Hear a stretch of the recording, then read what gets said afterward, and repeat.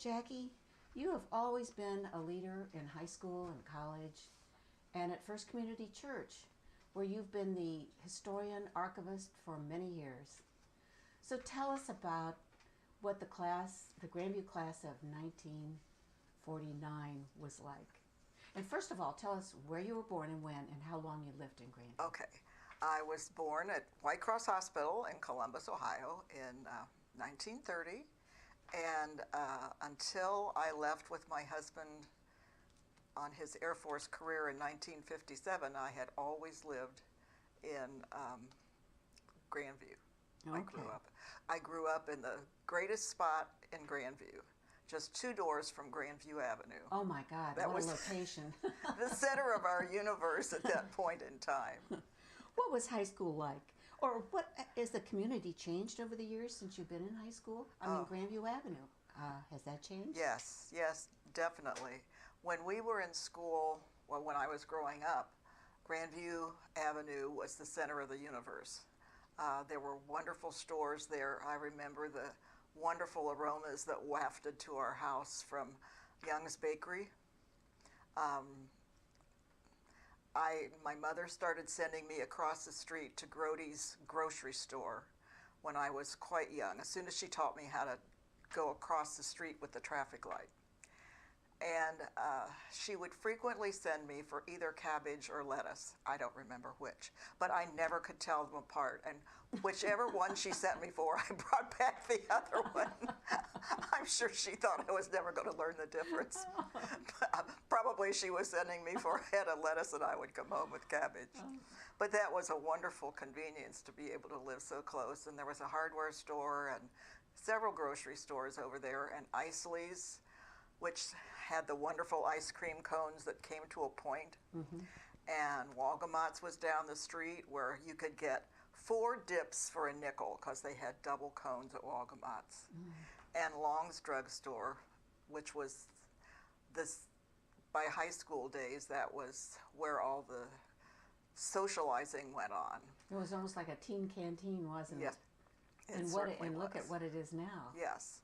And now Grandview Avenue is still the center of Grandview social life, and many, many restaurants, very classy places, wine tastings.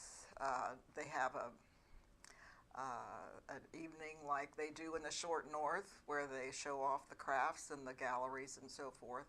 So it's a very trendy place to be, and I would give anything if I were still living in the second house from Grandview Avenue.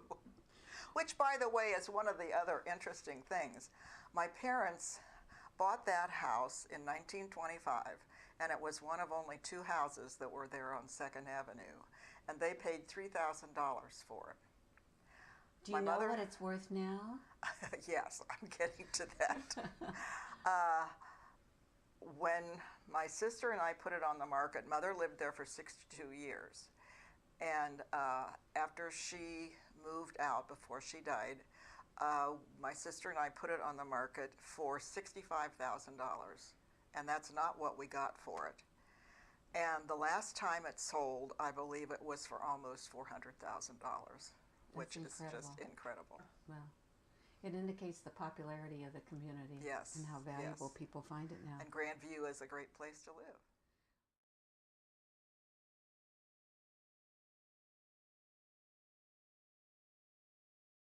Tell me about the teachers. We were very lucky in the fact that so many of the teachers who had started out when Grandview High School opened were still teachers when we were in school. Mr. Cornetti, who taught chemistry and physics, Mr. Bowers, who taught history and civics, Miss Deravin, who I think also taught what they call social studies today, and history, and Miss Truckmiller, who taught English and speech, Mr. Justice, who was a shop teacher. So we had that wonderful grounding with those teachers, and the teachers were very, very well educated, and I think that that was one of the things that led to our feeling that we got a superb education at Grandview, because we were exposed to so many ideas. I've got one funny story about my history class with Mr. Bowers. What he would do would be the first part of the period, he would review what he was going to teach the next day. He'd give us an assignment, how far we had to read, and would give us an overview of what was going to happen. Then the second part of the class, we would discuss what had been our assignment from the previous day. And in his class, a lot of our classmates, my classmates, would fall asleep. So you could either choose to sleep at the beginning of the class and, and then pay attention tomorrow and when we talked about it, or if you wanted to sleep the second half of the class because you'd listened very intently the day before. And it didn't seem to bother him, because I had one friend whose desk was right in front of his desk, and he always sat on the corner of his desk and swung his leg back and forth. And this particular day, he'd been tapping his pencil, and he dropped it on her desk, and it rolled down, and she had put her head down on her desk that day. She was really being blatant about it. Right in front of him. And he reached down and took the pencil, and he said, "I don't want to wake her up." So the teachers were very good sports. I think he had figured out what my classmates did in that class. But that was one of the great things. Our teachers had a wonderful sense of humor. And of course, we were so lucky because Lowell Riley was our choral director and music teacher, and we did so many great things with him. I know in later years in singing, I've learned that most high school students had a traditional repertoire of music that they sang. Mm-hmm. We didn't. We sang popular music, and he made wonderful arrangements. And then we had a girls' chorus, there was a mixed chorus, there was varsity chorus. And the first year the varsity chorus sang, they were on the hijinks show. Then the second year that Lowell decided he wanted a smaller group, so he organized the hijinks chorus, which was 6 girls and 4 boys.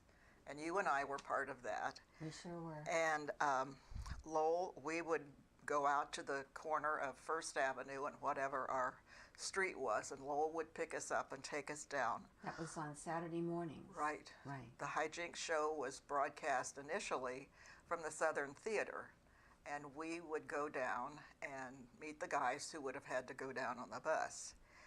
And we would run through the show, and this was at the Southern Theater, and what a thrill it was to be on that stage in the Southern Theater. And I think Phil Crawford, I believe, was the name of the WCOL personality who was the MC for the program. So we would rehearse, run through the show once, and then while they adjusted things and so forth, we had a little bit of time, and we would go next door to Pound's Restaurant and get donuts and coffee or milk or tea or something to drink. And we would just sit there and sing for the people in the restaurant. In the restaurant. People having breakfast, yep. Listening to a background of singing. And so they got used to having us come in there every Saturday, and they seemed to enjoy it. And then the thing we did on the way home, we would go home on the bus, and we'd sit in the back together, and we'd sing on the bus. So that was fun. Yeah, that was great fun. And then the next year after that, he enlarged the chorus, and we were called the Swing 17. Mm-hmm.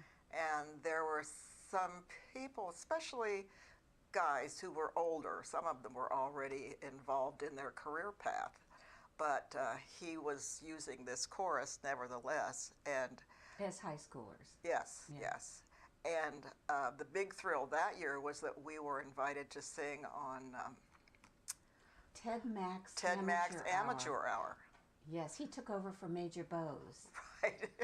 And so we broadcast from the theater downtown.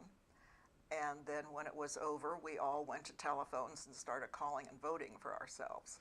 But as I recall, some accordion player won. I think so. I know we didn't anyway, but that was a big thrill for us to do that. Yeah.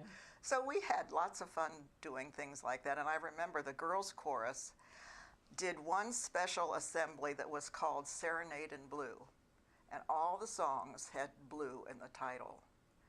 And I think that was the repertoire that we took when we went to the Benjamin Franklin TB Hospital and did a concert out there for the patients, because that was a really special program that he put together. So that was fun. What other activities? Sorority? Yes. Yes. Unfortunately, sororities were banned in 1963 by Ohio law. But at the time that we were in school, I felt that they were a great, they were good for us because it taught us a lot of things that we used later in life. Yes, I know that there were girls who were not included who ended up having hurt feelings. But luckily, I was not one of them, nor were you. And what we got out of it, I think, helped us to become women who were well organized. We had learned social skills. We had learned how to entertain. We planned the dances. One sorority did the commencement formal in the spring and the Christmas formal, and the other sorority did homecoming in the fall and a spring formal. So we would be charged with arranging a place to have it, which was either a hotel downtown or Valleydale. That was our favorite place to go. And we would contract the orchestra. We would do everything that had to be done. I remember lots of times wearing my formal and going to someone's house, and a photographer from the Dispatch or the Citizen would come out. We would do publicity for it. We had to figure out the cost and how much the tickets would be. The other thing I remember is the 2 different years I was chairman for my sorority's Alumni Banquet. We had been founded in 1922, and so they had a banquet every year, Armistice Day, because that was the date that it was founded, and it would be in a hotel downtown. So here I was, a 14 or 15-year-old girl calling downtown hotels, finding out what room we could have, how much the charge would be, choosing the menu, sending out the invitations to all the alumni, making name tags, doing all those things, which, that was really good training. It certainly was. And I look at some teenagers now and I think there's no way they could do that. But I really feel that in many ways it was very helpful. We had to learn to take social responsibilities at a young age, and then there were rushing parties that we planned for. And it seems to me that I was always working on publicity for something.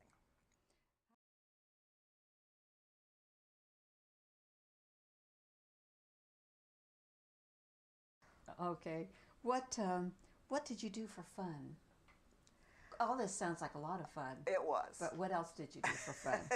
It was. Well, of course, we went to the pool. And our social life, one of the things that happened because of my location, living right there near Grandview Avenue on 2nd, a lot of the guys would congregate over at Long's Drug Store.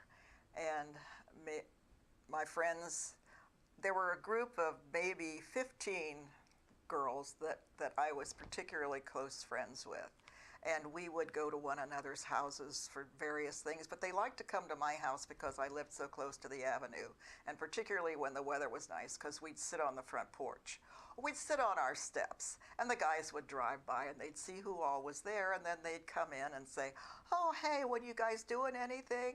Oh, would you like," and so I'd get out the records, and we'd put on a few records and dance in our living room, and there was always something social going on. Or after games, lots of times they would come over, and I'll never forget one time when they were all leaving at the same time, and everybody was slamming the front screen door, and we had a mirror that hung on the wall there, and every time the door would slam, the mirror would, and I was so sure that mirror was going to get broken that night. but it didn't. But a lot of the social activity at my house went on because we lived so close to the avenue. And there was one time when one of my friends was spending the night, and I think we had possibly already gone to bed, and if we hadn't, we were still dressed, so we were still decent. And I heard a ruckus downstairs, and I looked out the window, and here was one of my classmates with another guy sort of half dragging him up the sidewalk to our front porch. And it was obvious that he had had too much to drink. And the next thing I knew, he was throwing up over the porch rail. And I went out, and the friend that was at him there said, we didn't know what else to do with him, so we brought him to you. You were kind of a port in the storm, weren't you? Right there on 2nd Avenue. So anyway, my friend Tony and I took him in the house, and we made coffee, and we made him drink coffee. And he was cold. He was having chills. Yeah. And I loaned him my raincoat. And the last I saw him, he was crawling on his hands and knees down the sidewalk, headed for home. And I never did see my raincoat again.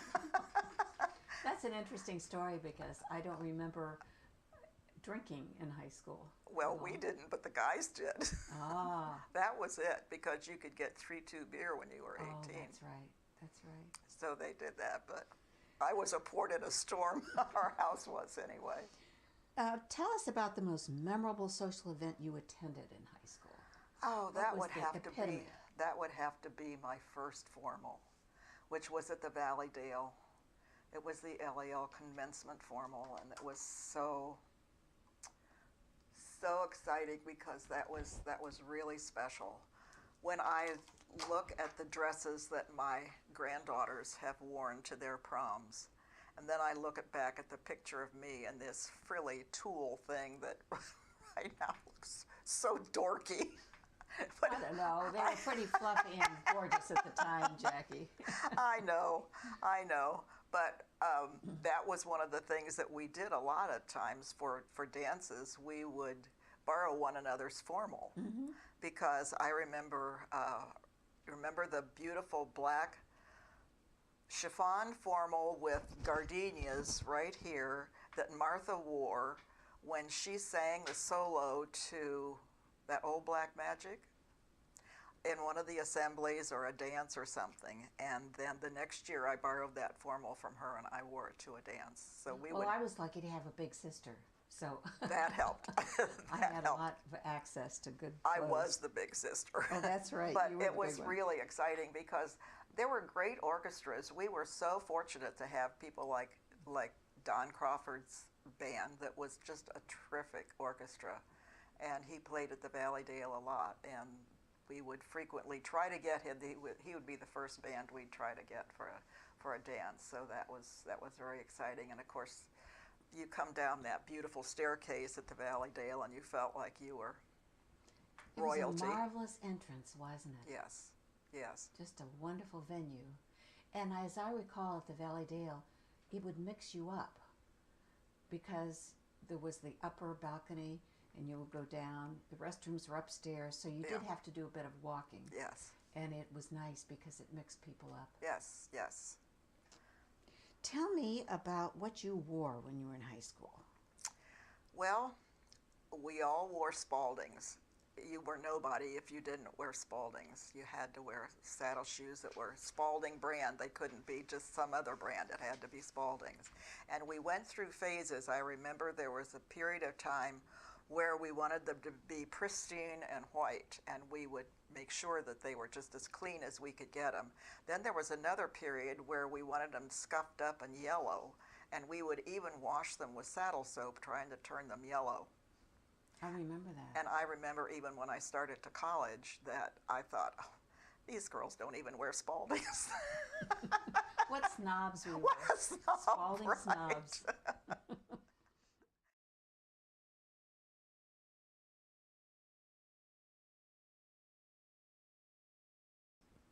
Well, you've given us a wonderful picture of a wonderful era. I just feel so fortunate to have grown up in Grandview and to have gone to Grandview High School, where we got such a marvelous education, where we always felt secure. We didn't worry about much of anything, even though we were post-war um, generation in high school. And we felt like we really were part of the fabulous 40s. We had great music. Oh my goodness. Billy Eckstine, Sarah Vaughan, oh, all those Oh, great. you're mentioning my favorites. Yes. And I actually got to see Billy Eckstine 4 times do a show in person. You saw him live? I saw him live at an officers club in Spangdahlem, Germany, and again in Hawaii, and again here in Columbus. And I went up and introduced myself and told him how he had always been one of my favorites, and how his song "I Apologize" had saved my husband and my relationship, because he had been very ornery and he had tried to pick me up on a bus after we'd been dating for a year or 2. Oh, he was play acting a little Yeah, scene. yeah, he was role playing. We had been to a movie downtown, and we're going back to the dorm at OSU on a bus. He was pretending to pick me up, and I was very horrified. And so, Oh, I bet other people on the bus were fascinated to see if it worked. at any rate, we got off the bus, and I went stomping off the bus and into the coffee shop by the dorm, and he followed me in, but I wasn't paying any attention to him. I sat down with some friends, and I said, "You will never guess what he just did to me." And I'm telling them the story, and I look around, and he's on his knees on the floor beside me, and he has put 5 nickels into the jukebox, and Billy Eckstine is singing "I Apologize." I think that ingenuity got him back into your good graces. It did. And I told Billy Eckstine that story, and Oh, he how said, wonderful that you got to tell him that so many people had told him stories through the years of other people whose relationships that song had saved. Yeah. Well, thank you again for painting a wonderful, wonderful picture for us of this era. It was a special time with lots of special memories.